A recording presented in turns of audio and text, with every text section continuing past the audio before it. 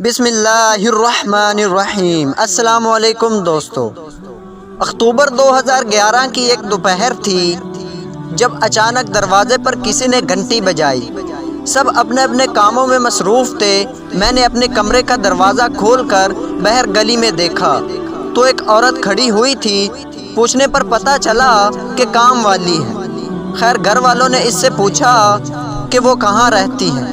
اس نے اپنا فرضی نام نجمہ بتایا اور کہا کہ میں یہاں پاس ہی رہتی ہوں۔ جب اس نے شناختی کارڈ مانگا تو کہنے لگی کہ آپ لوگ میرا کام دیکھ لیں، اگر میرا کام پسند آ گیا تو میں اپنا شناختی کارڈ بھی دے دوں گی۔ خیر اس کو کام کے لیے رکھ لیا اور اگلے دن سے اس نے کام کرنا شروع کر دیا اور بڑے اچھے طریقے سے کام کرنے لگی، حتیٰ کہ جاتے ہوئے برتن بھی دھو گئی۔ میری والدہ اور بہنیں بہت خوش ہوئیں کہ چلو اچھی عورت مل گئی ہے کام والی۔ اگلے دن اکتوبر 2011 کا آخری ہفتہ تھا۔ میں دوپہر کو باہر سے روٹیاں لے کر آیا اور گھنٹی بجائی تو دروازہ کام والی نے کھولا اور وہ بھی پوچھے بغیر۔ میں اندر آیا تو وہ بھی اندر آ گئی اور پھر کچھ دیر بعد چلی گئی۔ اگلے دن اتوار تھا، سب گھر میں تھے۔ اس دن کام والی کو کوئی خاص بے چینی سی ہو رہی تھی اور اس دن وہ کافی دیر کے بعد کام کر کے گئی۔ اس کے جانے کے بعد میں نے گھر والوں سے کہا کہ اس کام والی کی نیت پر مجھے شک ہے، لیکن گھر والوں نے سنی انسنی کر دی۔ اگلے دن وہ کام کے لیے جلدی آ گئی۔ میرے ابو بینک چلے گئے اور بہنیں اوپر چھت پر تھیں اور میں اپنے کمرے میں سو رہا تھا کہ اچانک میرے دروازے پر کسی نے دستک دی۔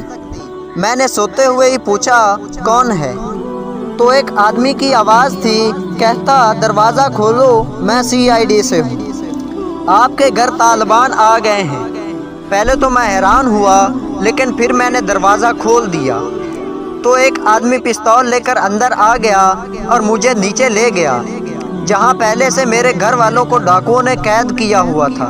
میں نے اداکاری شروع کر دی کہ مجھے کمر میں درد ہو رہا ہے، لیکن میری امی نے مجھے چپ رہنے کا کہا اور وہ لوگ سامان لوٹنے لگے۔ کچھ دیر بعد گھنٹی بجی تو ایک ڈاکو میری بہن سے کہتا چلو تمہارے پاپا آ گئے، دروازہ کھولو۔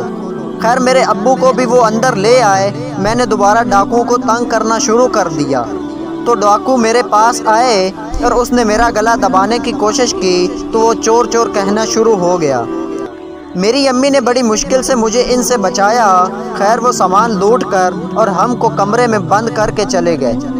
میں نے کچن میں سے آواز دی تو ہمارے ساتھ والوں نے آ کر ہمارا دروازہ کھولا۔ پولیس حسب روایت آئی اور کارروائی کر کے چلی گئی۔ پتہ چلا وہ کام والی ڈکیٹ والوں کے ساتھ ملی ہوئی تھی اور اس نے ہی ڈاکہ ڈلوایا۔